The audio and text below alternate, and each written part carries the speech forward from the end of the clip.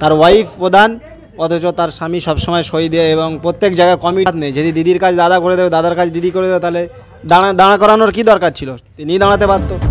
গ্রাম পঞ্চায়েতে একটা যে সাধারণ মানুষের বিক্ষোভ বা প্রধানের উপরেই একটা বিক্ষোভ দেখাচ্ছে যে মহিলা প্রধান তার স্বামী গিয়ে সই দিচ্ছে, আর সাধারণ মানুষরা ক্ষেপে উঠলো, কি বলবেন?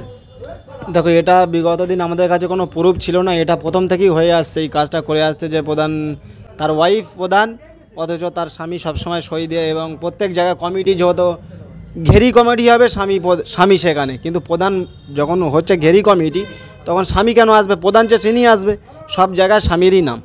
তো এটা আমাদের কাছে কোনো প্রুফ ছিল না। আজকে পঞ্চায়েতে আমাদের ছেলেরা ডাইরেক্ট ভিডিও ফুটেজ সহ ধরে ফেলে যে এই কাজটা আমরা আইনে পদক্ষেপ নেব, কতদূর যেতে পারি আমরা দেখব, যে একটা প্রধান মহিলা তার স্বামী কী করে সই দিয়ে কাজটা চালাতে পারে, এবং পঞ্চায়েত তার স্বামী চালাচ্ছে, প্রধান তার স্বামী, পঞ্চায়েতের মেম্বার প্রধান যিনি মহিলা যিনি আসেই না বললে চলে, আসেই না বলে অ্যাবসেন্টই থাকে, তাহলে তার স্বামী যদি প্রধান হবে তাহলে মহিলাটা কী করতে দাঁড় করানোর দরকার ছিল?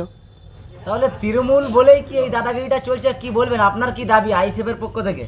তাহলে এটাই তো বোঝা যায়, মাসি আর পেশি কিংবা দাদা দিদির তো কোনো তফাৎ নেই। যদি দিদির কাজ দাদা করে দেবে, দাদার কাজ দিদি করে দেবে, তাহলে দাঁড়া করানোর কী দরকার ছিল? তিনিই দাঁড়াতে পারতো।